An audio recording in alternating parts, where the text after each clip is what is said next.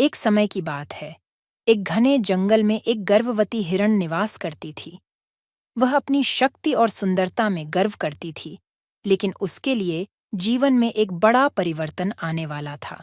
एक दिन जंगल में एक दुर्घटना हो जाती है और हिरण के आंगन में एक शेर गिर जाता है। हिरण को बड़ा चोट लगता है और वह अपने स्वाभिमान के साथ बेहद परेशान होती है। उसका गर्व और आत्मविश्वास धीरे धीरे टूटता जाता है। इस दुर्घटना के बाद हिरण को संघर्ष का सामना करना पड़ता है। उसका अपने आप में विश्वास कम हो जाता है, लेकिन वह अपनी अद्भुत साहस और इच्छा शक्ति का सामना करती है।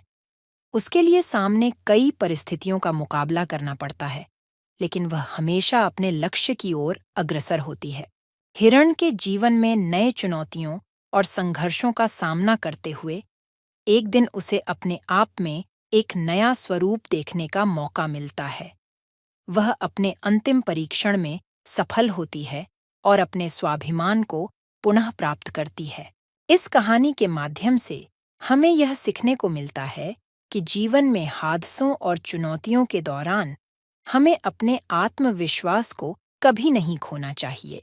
जैसे जैसे हम संघर्ष का सामना करते हैं, हमारा आत्मविश्वास और साहस बढ़ता है और हम अपने लक्ष्यों की प्राप्ति के लिए प्रतिबद्ध रहते हैं।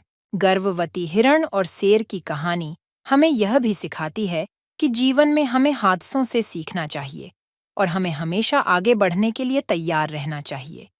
यह हमें धैर्य और संघर्ष की महत्वपूर्णता को समझाती है और हमें आत्मनिर्भर बनाने के लिए प्रेरित करती है।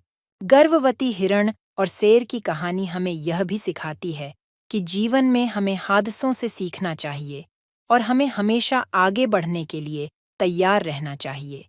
यह हमें धैर्य और संघर्ष की महत्वपूर्णता को समझाती है और हमें आत्मनिर्भर बनाने के लिए प्रेरित करती है।